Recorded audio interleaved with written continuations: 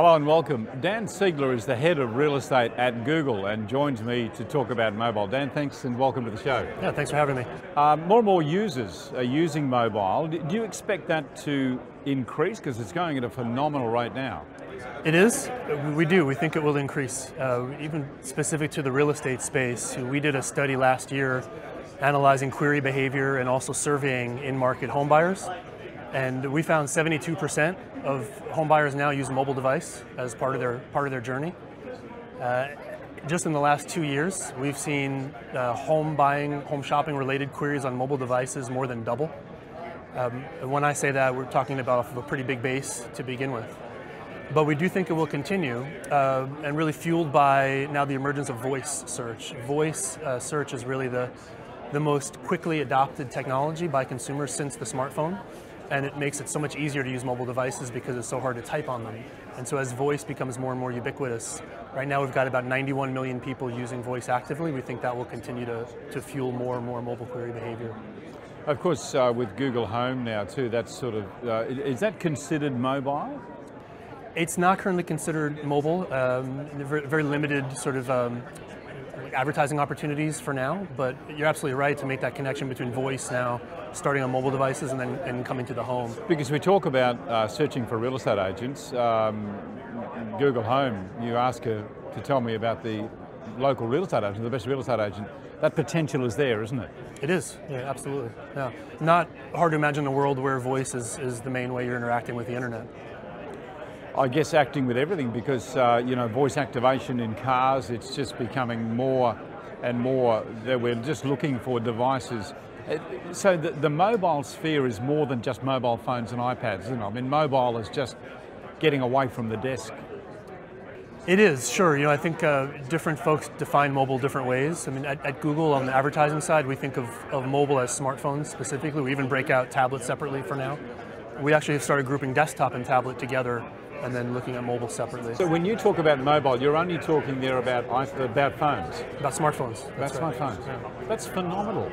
Is that the biggest growth sector in mobile? Or, I mean, we're looking at, is the phone taking over from the pad?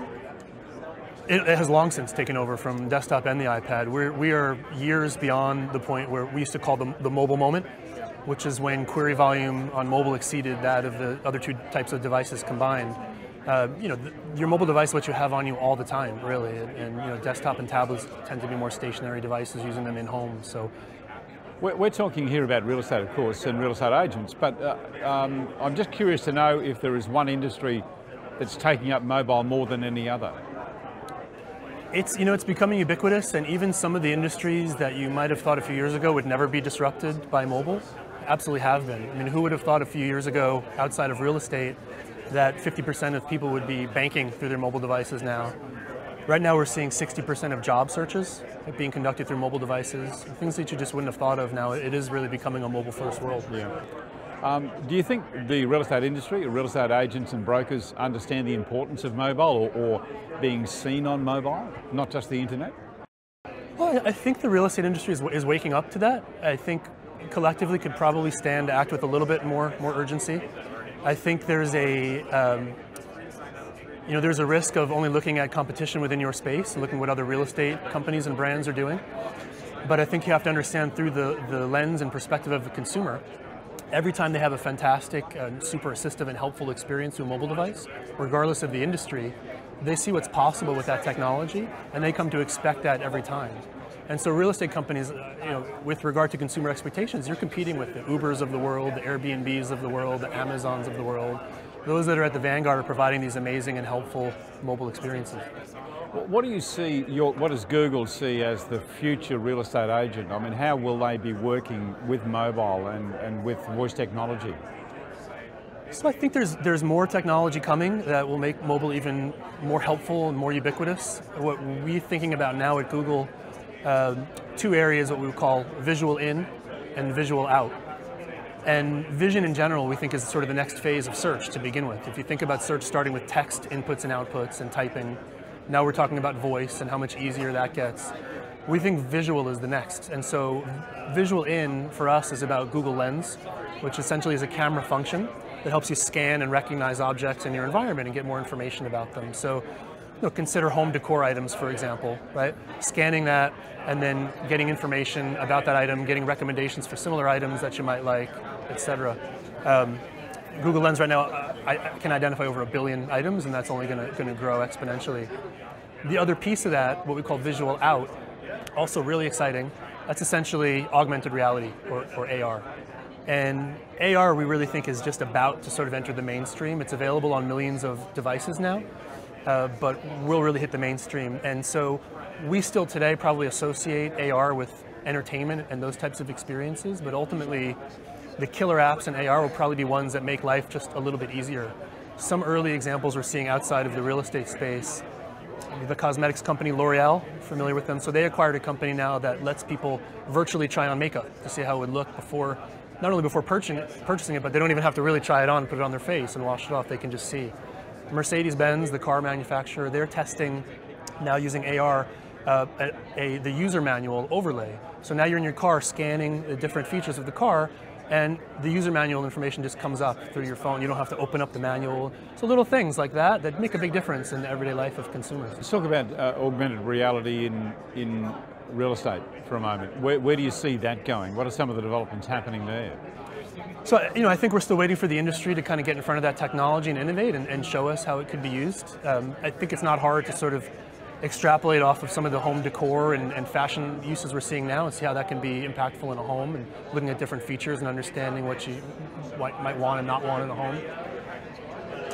But I think, right now, a lot of what we talk about in the real estate space, mobile specifically, video also, a lot of folks are playing catch up, right? Trying to catch up to existing consumer expectations.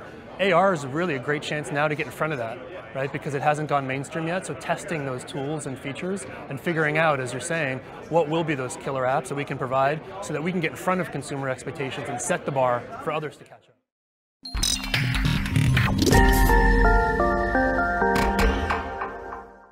Hello once again, and welcome to this week's Property News Update. Nicola and McDougall with me in just a moment. These are the stories we're going to cover. High-tech gadgets. We've got some great ones to show you too. Building inspections as building inspectors as auction heroes. They're going to abseil down the side of a building, would you believe? When the mother-in-law moves in, oh, dread, disaster. Churches for sale, and what not to do when you're taking real estate photos. Back in a moment, just going to pay a few bills. The real estate business is tough, and rising costs are making it harder to thrive. Did you know you can save up to 70% on your staff costs by outsourcing the low-value, repeatable tasks, so your team can focus on growing your business? Beepo is an outsourcing provider focused on the real estate industry. With an English-speaking, tertiary qualified and fully trained team in the Philippines, Beepo will give your business the boost it needs to start growing and returning value to you. We can look after all of your low-value, repetitive administration work from our fully secure office. We provide comprehensive real estate-focused training and accreditation. The Beepo team is supervised by on-site management with finance industry standard security features. For more information, visit beepo.com.au.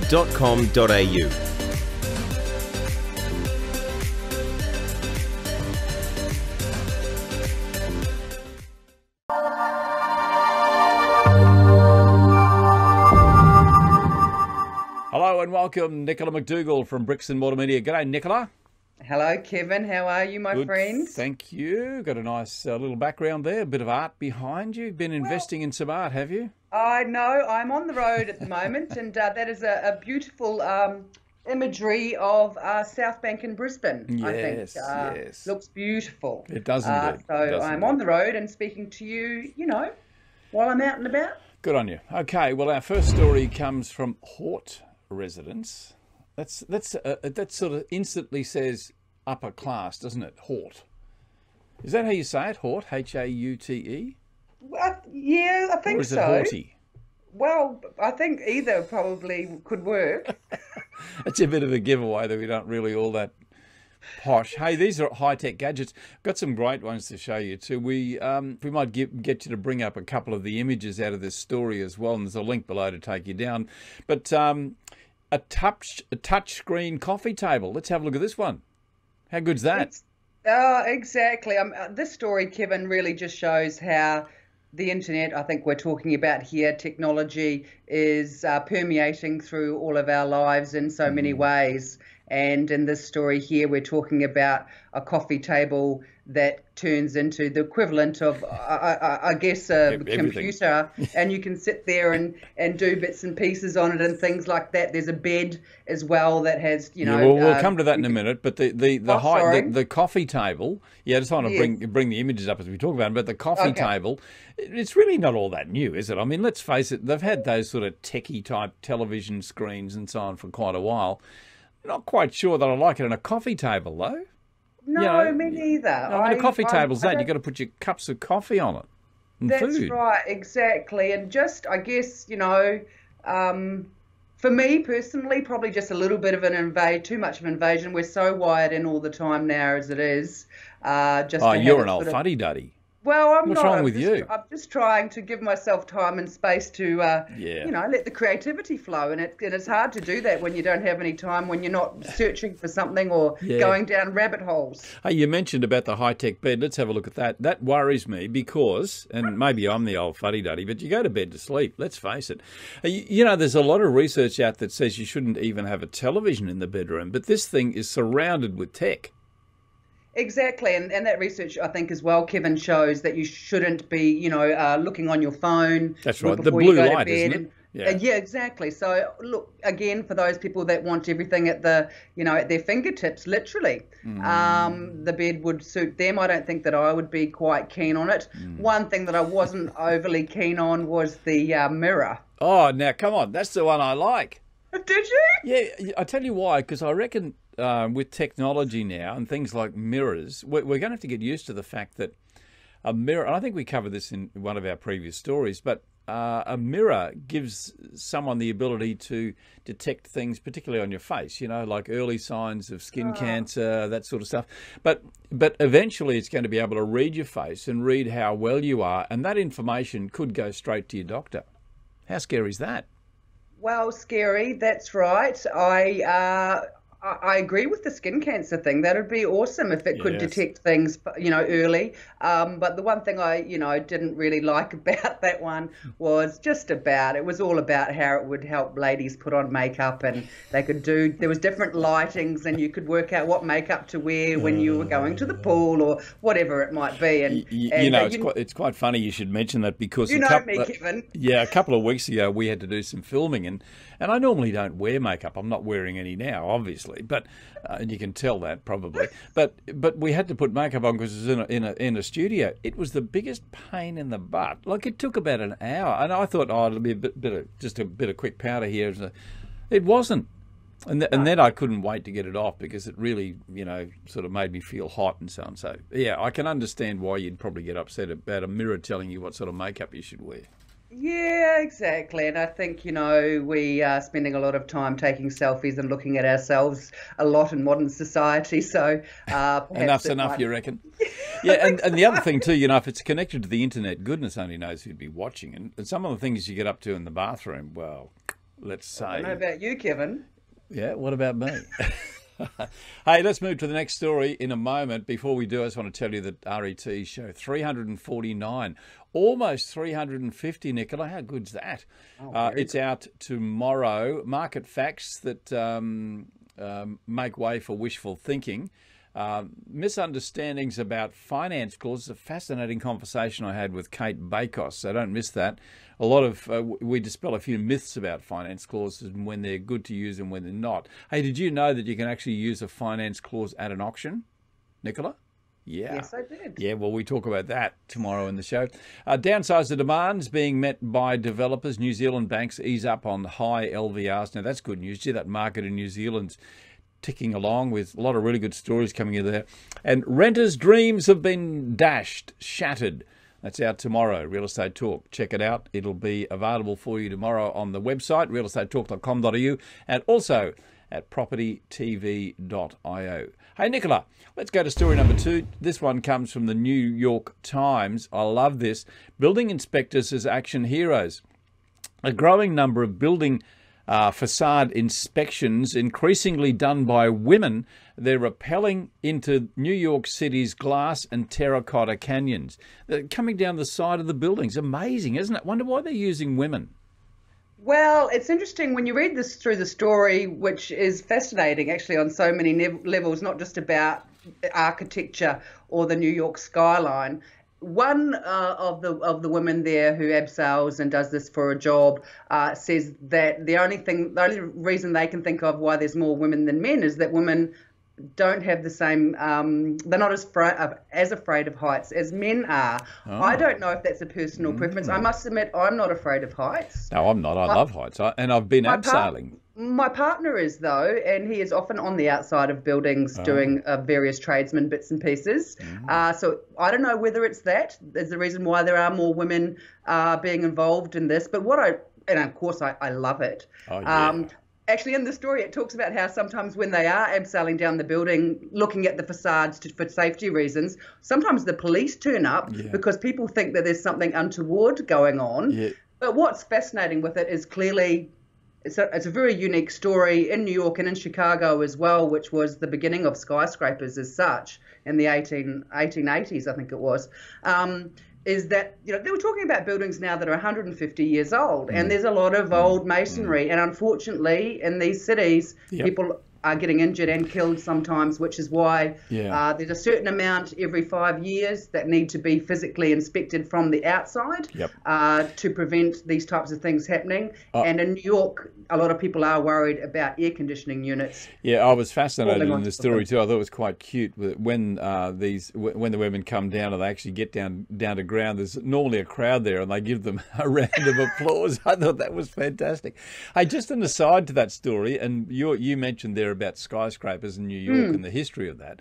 I think we covered it in a previous show where the elevator itself was a creation out of New York because of high-rise, and some of the early advertising, it was just amazing how, I think the guy who invented it called it, I don't know what he called it, but it was something, it wasn't the elevator, it was something like, a ride to get a better view or something. But quite fascinating when you go through and look at the history of some of those things. Yeah. Exactly, Kevin. You and I are very similar, because I actually did some research about the elevator before the show, because that was fascinating, because the skyrise couldn't happen without the elevator. The elevator or the lift was in existence mainly in sort of industrial use and things like that before, but it wasn't until that was invented to use in the ability to use it in more residential buildings. I think it was originally designed to carry goods, wool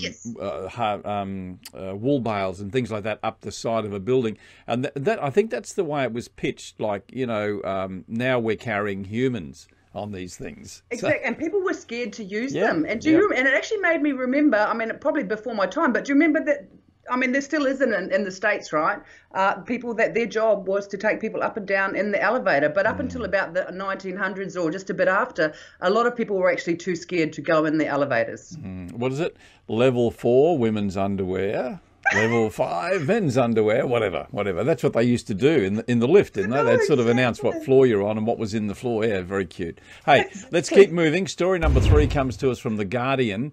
When the mother-in-law moves in. Great story, this, because it's about intergenerational housing, and I'm getting a lot of requests to talk about this subject, about families coming in, living more together, where the grandparents will come and live in the house, whether it be a granny flat or the house itself. But this story focuses on what's happening in the UK with extended families moving into the one house, Nicola.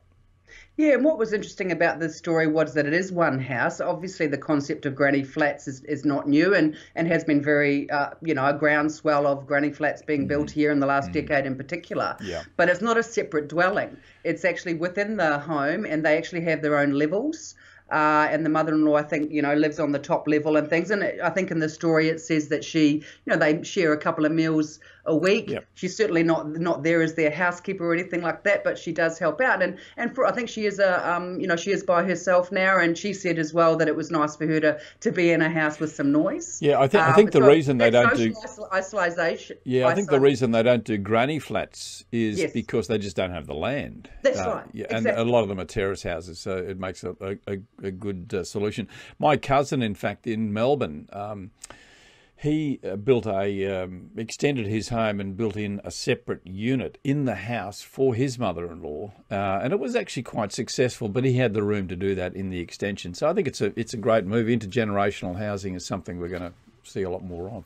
Oh, certainly, and clearly in the biggest cities around the world, quite common in a lot of cultures already. Yes. But perhaps about to become a lot more common in some other cultures in Australia, UK, obviously, and in the US. Hey, let me tell you that Your Investment Property issue number 141 is out right now. It went on sale just yesterday, actually.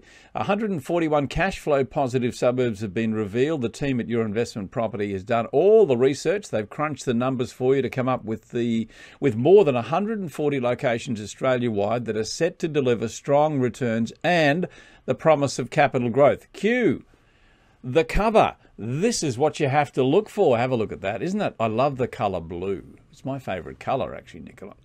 The success story inside Your Investment Property, revisiting the portfolio of an investor who was actually formerly the Investor of the Year finalist, Matthew Cosgrove. He shares the ups and downs of his investment journey over the last decade. He details how he survived the mining downturn and has enjoyed 7-figure profits. Also, 7 proven strategies to improve your rent in the current market, especially in Sydney and Melbourne. It's horrific.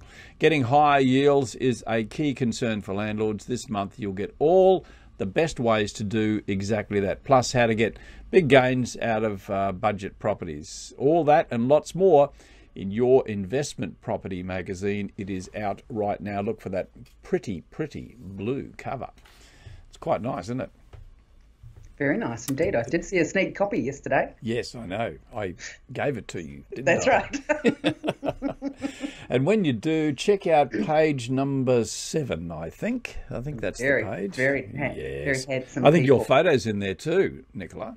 It is. Okay, move on to story number 4, the Church of Scotland. Now, the church here lists, they've got their own website, and they list 40 properties for sale or under offer, including churches, land, manses and houses. So if you want to get a manse or an old church, go to the website. We'll give you the link in the story below, but there's some fascinating ones in there, Nicola. Did you have a look through? I did, and clearly I like this story, given my last name is McDougall. What I was interested in with this story, Kevin, there's a mix of old churches, yes, and manses as well, yep. Houses for clergy, etc. With the churches, though, they've still got graveyards there. Yeah, so, you'd have to preserve those. You'd think. Yeah, well, that would be a covenant, I would think. I tried to find that detail on the website to sort of say, you wouldn't be able to do much with it, I wouldn't have thought.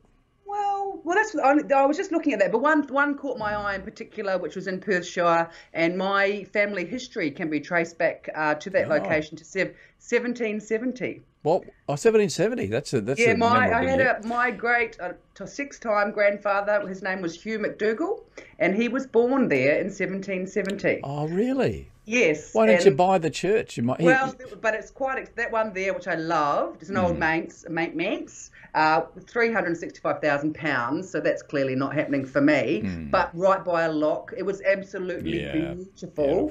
So all of these ones, just wonderful history. And if you had the ability, they may actually have subdivided them, and taken the cemetery part out or the burial part out of. I don't know, but they range in price from £60,000 and £90,000. So it's well worth having a look. Check out the link. Hey, Nicola, I want to go to the last story because this is a classic. I'm going to bring some photographs up now. I found this website. I just actually Googled and I said, show me some shocking real estate photos. Well, up it came. Now, the website's called Fix the Photo. I don't know what that's about. But have a look at some of these. We'll bring the first one up, which is a fake pool. Can you believe that someone would actually, not only the fake pool, but have a look at the fake grass as well? I know, exactly. Isn't it shocking? I just I presume that these things are real, Oh, but yeah. it beggars belief, doesn't it? Like if you, not everyone's Photoshop skills are good. Mine aren't good, but it's probably well, definitely illegal in many Yeah, of course it countries, is. and B, it's just so obvious that it's not even a good looking fake pool. No. It's just a blue. Look, I do think, in fairness, it's thing. probably an attempt by someone to say, hey, you could get a pool in here, but gee, I tell you what, it's pretty risky because you'd have to get council approvals and all sorts of stuff. But, you know, to even put that fake grass in there, I think that says a lot about how clever it is. Hey, second photo, probably not as bad, but obviously in houses where, you know, the stove is not included in the sale price, you've got to show what you could do there. But I think they could do a better job than this one. What do you reckon? That stove looks warped. Well, that's what I thought as well. When I first saw it, when I first glanced at it, I wondered whether, because you know how people tweak around the edges of photos and it morphs, Yeah, they stretch them a bit. And Yeah. things like this. But they've actually just tried to pop some Stretch it. bulgy, Yeah. weird looking Yeah. from another dimension. Yeah. Maybe it's a stove that takes you to another time. It looks like it's from another time. Futuristic stove, yeah. Well, exactly. Hey, the third photo, I included this one because this would be a photographer's nightmare. Where would you stand to take a photograph in this bathroom without being seen? So obviously a very clever touch-up job, because he must have been seen, or she must have been seen somewhere in there to take that photo. But I would be horrified to go into that bathroom. Well, someone clearly liked mirrors a lot. Yeah. Maybe they were scared of vampires or something like that. Who knows? I mean, otherwise it doesn't make much sense to have that many mirrors inside the bathroom. What was interesting about, if you go to the website, there are many, many, many, many of those photos which are somehow involve the toilet. Yeah, I know. I like our next one. Let's go to the next one, because I think I want to finish on this. This is the last one. But the caption here, Lou with a view, really? Why would you put that into your advertising? Isn't that a shocker? Even a curtain there. Yeah, exactly. Is this the one with the fake with the green stairs going up to it? Sorry, I can't see it on screen. Green stairs going up to the loo at the top. Isn't that a shocker?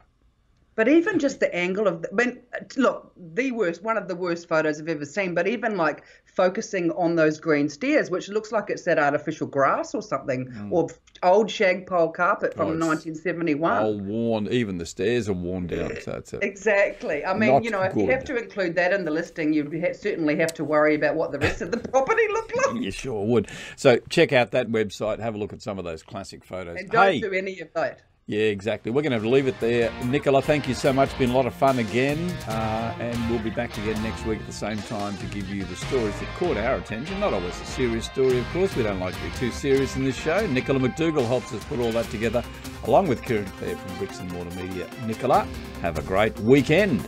You too, Kevin. Lovely to see you, my friend. Dear. And we'll see you next time right here at Property News Update. See you then.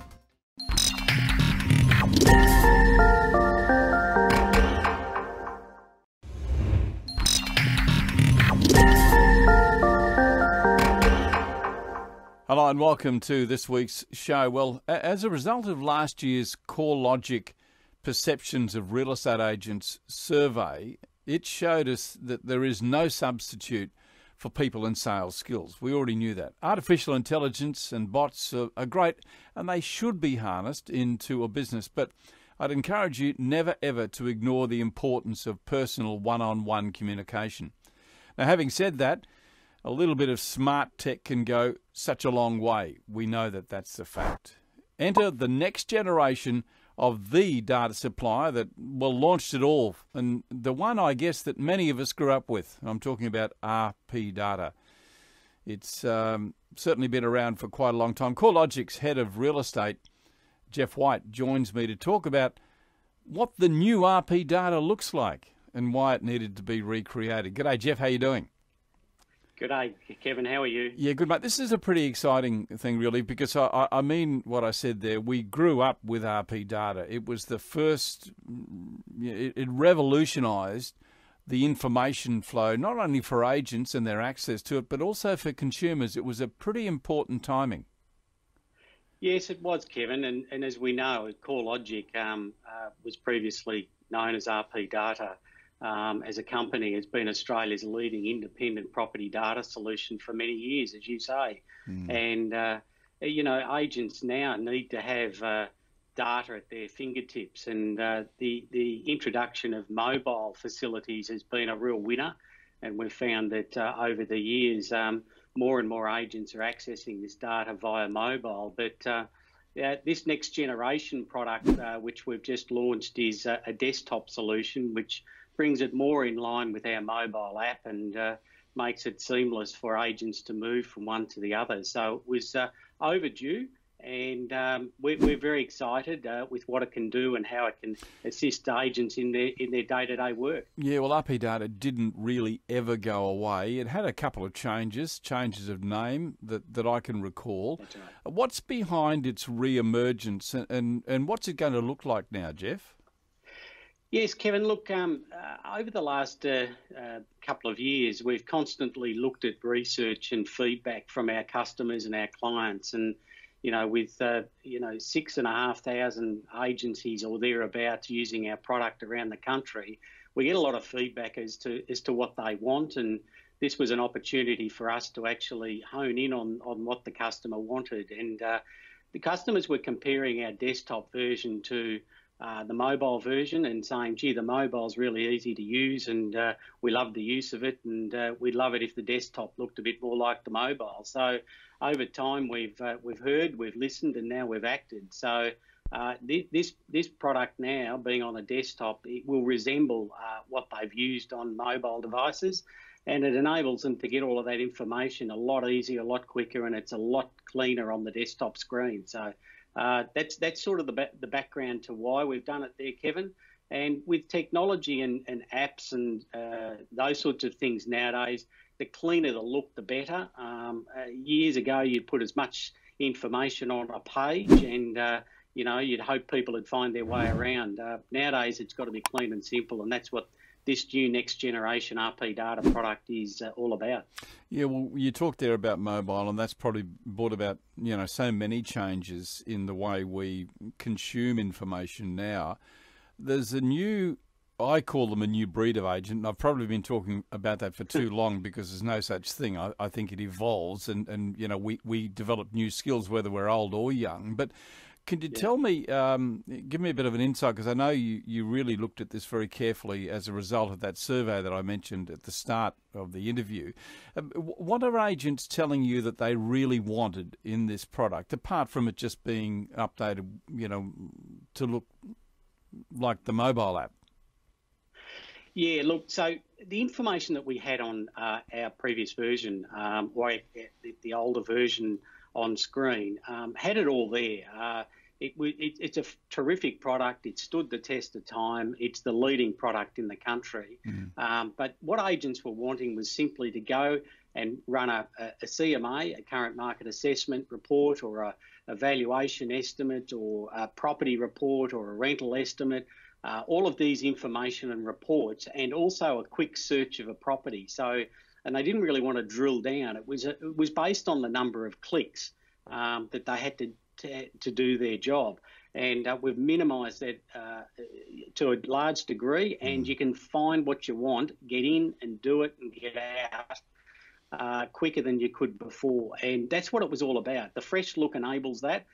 It retains your existing search history, recent search history. So if you've gone into look on a property on your mobile, and you exit out of there, when next time you go into your desktop version, it'll remember that last search, so you don't have to go looking or typing it up again if you want to run a report off your desktop. Things like that. There's and of course in Victoria, we have the statement of information, which is required by law in Victoria. So that's also built into the new product as well, and it's a lot easier to do. So it was all about getting in there, doing what they have to do, run all of the reports that they want to run, and also then move on, because time is very valuable, as we know.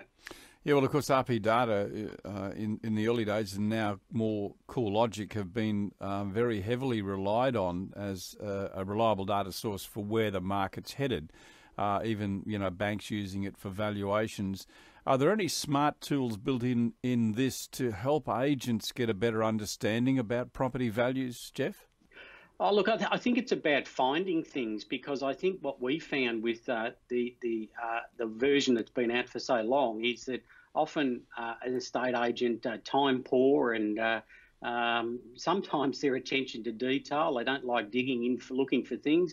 They were missing some of the important reports, and if they want to look up an automated valuation on the new platform, which is a bank grade valuation, they can actually do that virtually at the press of a button, or at least on the main screen. So when they first log in, the screen's very clean, put in the address, and all the vital information that they want and need there and then is there on the home screen of that property. So it's very, very simple. So it's all about getting in there, getting the information that was previously on our older site, now a little bit more easier for them to find and use. And they'll get more value out of it, and they'll come back to using it more to enable them to assist them with their business. Yeah, well, that's the value, isn't it, of listening to your consumers, or understanding what it is they need, and certainly growing up with them.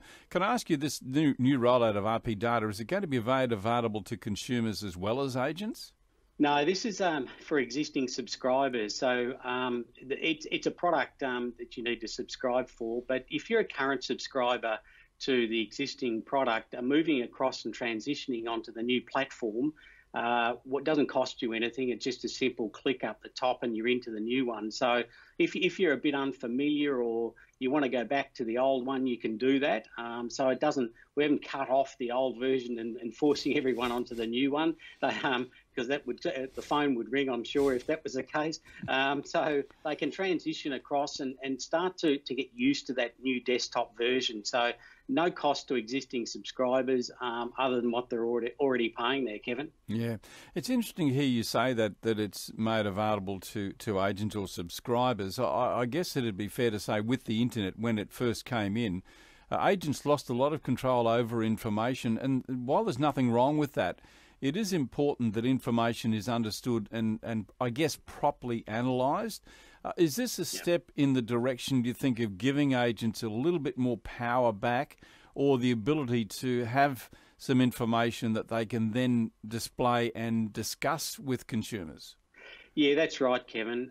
There are certain reports that can be run from our platform that aren't readily available anywhere else. So an estate agent can actually run a report if they're intending on having an appraisal meeting with a vendor. They can present the reports to assist them through the process if they're listing the property, or whatever it may be, even selling. So we're there to assist the estate agent to provide information to the consumer, and make sure that the estate agent is still very relevant in the transaction. And we believe that's very, very important. There is a lot of information that consumers can get by simply Googling an address, and certain information will come up.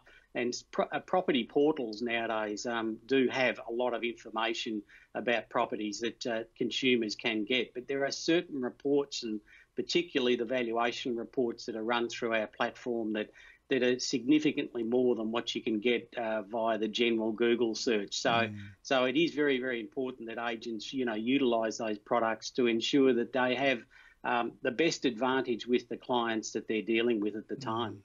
Gee, it's interesting to reflect back. I'm going to give something away here too, but in the late 80s, early 90s... I remember those days. Oh, goodness gracious me. Getting some information was difficult. We had to ring council to do council searches. You remember those days. And getting the real property description. And then along came RP data, and it was like a revelation. It was just amazing how quickly we were able to get the information. But also, Jeff, how far it's taken us in terms of being a professional organisation, opening up this information and having a lot more information available. So it certainly is a step in the right direction, I believe. Oh, yes, exactly right. And I think estate agents have been very reluctant to open up a little bit of this information to clients and the consumers. But in the end, the consumer, that's life nowadays. The consumer has the power of the internet, and the days you were mentioning are well before the internet. So they were very reliant upon the estate agent, and if they weren't armed with the right tools, they weren't actually providing that thorough professional advice that they could have. So nowadays, everything is there, and at the press of a few buttons, the estate agent can extract a lot more data and information about a property that you could ever get, and assist that consumer in the selling or buying of real estate. And that's what they're about. And the more professional advice and information that they have, the better that they're able to do that. And they can do that through our next-gen real RP data product. Just as an aside, Jeff, do you remember the days when we used to take photographs and had to take them down to get them developed before we could put them in the window? I remember, Kevin, when they used to, before photos, we used to have sketches done, and the sketches appeared in the papers before photographs. So, yeah, I'm showing my age, but anyway, I've moved with the times. Mate, you might also remember carbon paper too. Do you remember that? Oh, yeah, no, hang on. Yeah. Getting a bit... Yeah, look, I've got to say, you know, I don't relish those days, because it was really very hard work. And you know, full marks to you, Jeff, and great to see RP Data back with us. It feels like old home week. I absolutely love it. So congratulations to you and the team there at CoreLogic. Jeff White.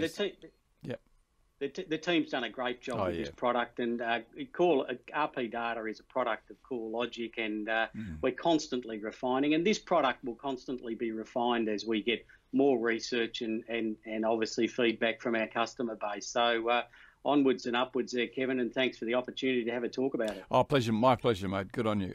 Jeff White, of course, joins us from CoreLogic every Monday and every Friday when we have an in-depth look at what's happening with auction activity, and we look forward to doing it again this week. Jeff, thanks for your time. Thanks, Kevin. All the very best.